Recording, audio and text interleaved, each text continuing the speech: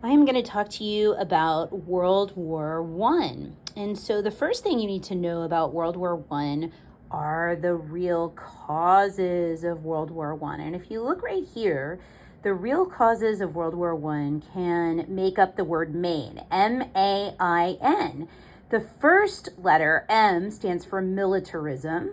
The A is alliances. The I is imperialism, and the N is nationalism. Now, militarism. Why on earth would militarism or building up a strong military lead to World War One? Well, I can tell you right now that the two biggest rivals at the time are going to be the UK, so England, and Germany right here, okay? And they were constantly trying to outdo each other.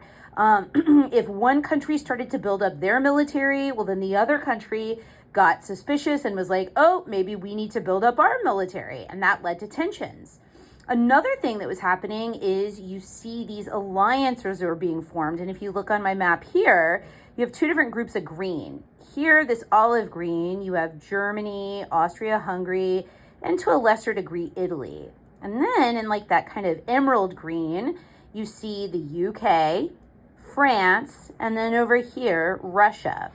And so it started with Germany and Austria-Hungary forming an alliance. And then Great Britain and France were like, why are they forming an alliance? Maybe we should form an alliance. And again, that is sort of leading to more tensions. Imperialism is when a stronger country goes in and takes control of a weaker country by force. And if you recall from the imperialism unit, you have all of these different European countries were doing what's called the scramble for Africa. And they were going in and taking control over different parts of Africa. Well, Germany was late to the imperialism race, and Britain and France had way more territory in Africa than Germany did. And so that kind of left a chip on Germany's shoulder. So that was, again, leading to increased tensions. And then finally, nationalism, which is pride in one's country. If I feel extreme pride in my country and someone tries to mess with my country, I am going to be a lot more aggressive in trying to stop anyone who's trying to hurt my country. So all of these things were bubbling under the surface for decades. And then the final straw that broke the camel's back was going to be the assassination of the Archduke Franz Ferdinand on June 28th, 1914, by a guy named Gavrilo Princip. And that set off this chain reaction of events that took place in a mere 6-week period in the summer of 1914. So let's get into this chain reaction of events and how it went down. Okay, so here's what happened. The leader of Austria-Hungary was called the Archduke Franz Ferdinand, and he and his wife took a trip down to Serbia. See, I have a little arrow drawn there. And their presence in Serbia was seen as a threat. Now, the Archduke and his wife were really only down there for a charity event, like a hospital dedication, something like that.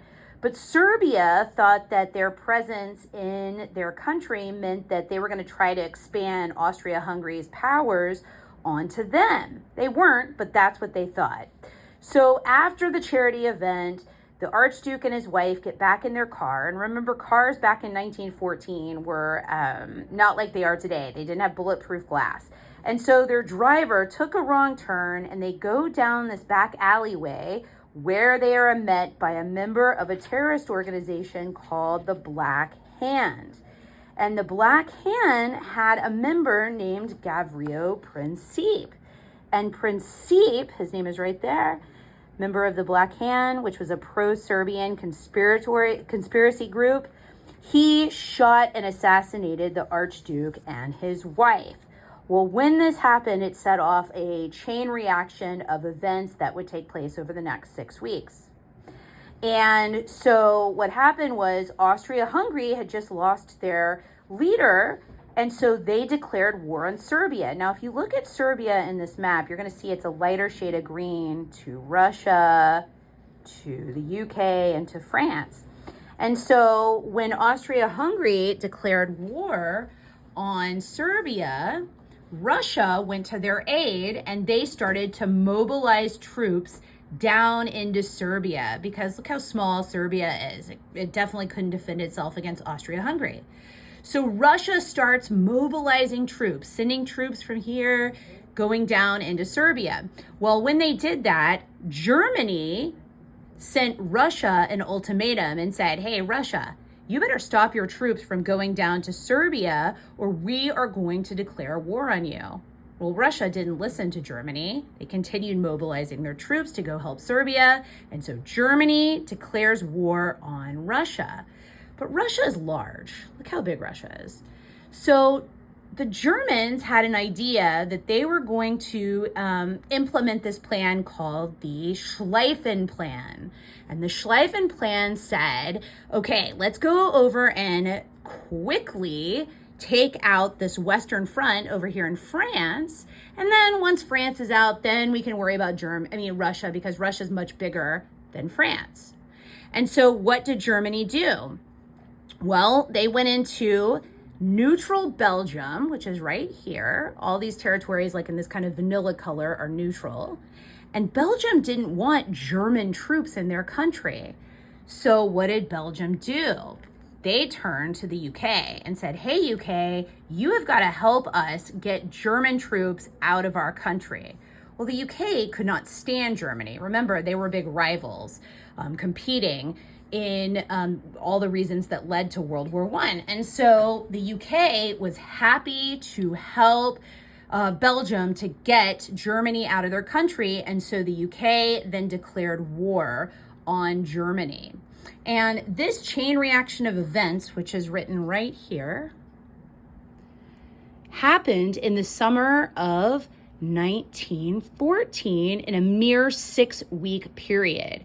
So if your teacher asks you what are the causes of World War I, you're first going to say the main: militarism, alliances, imperialism, nationalism. But then the last cause is going to be the assassination of the Archduke Franz Ferdinand in Serbia by a member of the Black Hand, Gavrilo Princip. Now, if you look here on my notes, you will see that I've put that the years of World War I are 1914 to 1918, which it didn't last very long. 4 years, especially in comparison to what World War II would last. But the alliances that made up the two sides are going to be, first, you have the main ones here in this darker blue are Austria-Hungary and Germany. And I mentioned to a lesser degree, Italy, also to a lesser degree, the Ottoman Empire and Bulgaria. And that group is known as the Triple Alliance. They're also known as the Central Powers. And if you look back on my map here in green, all of these countries that are in this like kind of olive green color, those are the Triple Alliance or the Central Powers. And the reason they're called Central Powers is because look where they're located in Europe. It's pretty central there. The other alliance that we're talking about in World War I is called the Triple Entente, also known as the Allies. And the Triple Entente is Great Britain, France, and Russia. So Triple Entente, that's how you spell it there in red, also known as the Allies. Some countries call them the Triple Entente and the Triple Alliance, while others call them the Allies and the Central Powers. So I would know both of those names. And so America would not get involved in the war until 1917. And once we got involved in the war, it was only a matter of time until the war ended, 1918. But there are several reasons that led to America getting involved in the war. Let's talk about how Germany did not play fair. Germany fought quite dirty. Now, off of the coast of Great Britain and France, here in the Atlantic Ocean, both sides, both allies, decided that they were not going to do what's called unrestricted submarine warfare. They were not going to fight dirty because you have passenger liner ships with civilians like you and me, non-military, that were floating in rigs and ships off of the coast of the UK and France. Well, Germany broke that rule when they sank a passenger liner in 1915 known as the Lusitania. And the Lusitania, even though it was carrying military supplies and weapons, it was a passenger liner. And I'm not sure the exact number, but I want to say about 120 Americans were killed in the sinking of the Lusitania. Now, it is a misconception that the United States got involved in World War I when the Lusitania sank. We did not. Now, what it did do was it alerted the American president of the time, which is Woodrow Wilson, to increase our military and increase our military preparedness. And so he did increase the war draft for American soldiers, and he increased the training. But that's not what ultimately brought us into the war. It would not be until 1917 when what was happening was Germany was at what's called a stalemate here in France. Now, the fighting over here in France is known as the Western Front because France is west of the German Empire, okay? And they were stuck at a stalemate along a river in France, like probably about right here, called the Marne River.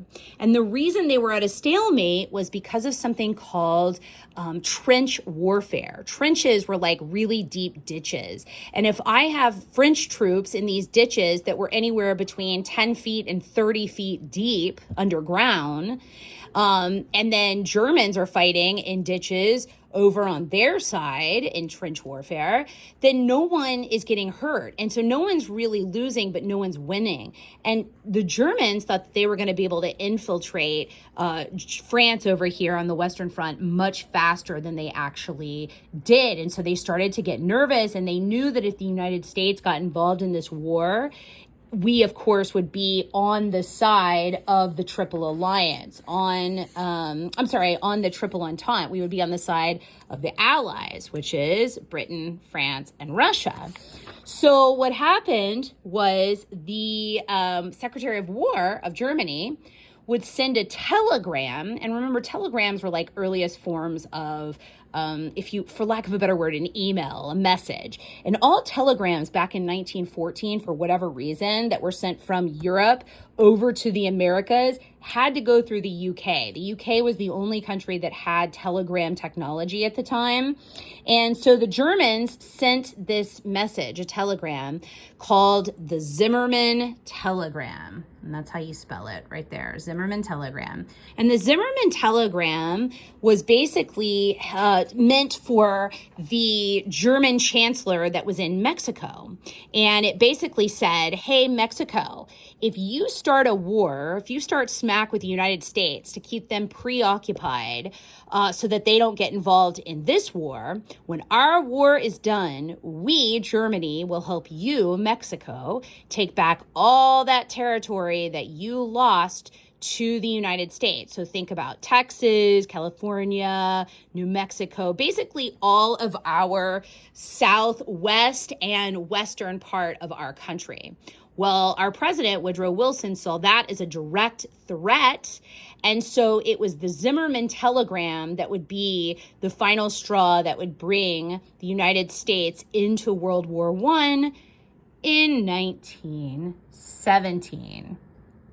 Okay, that is the main overview of World War I.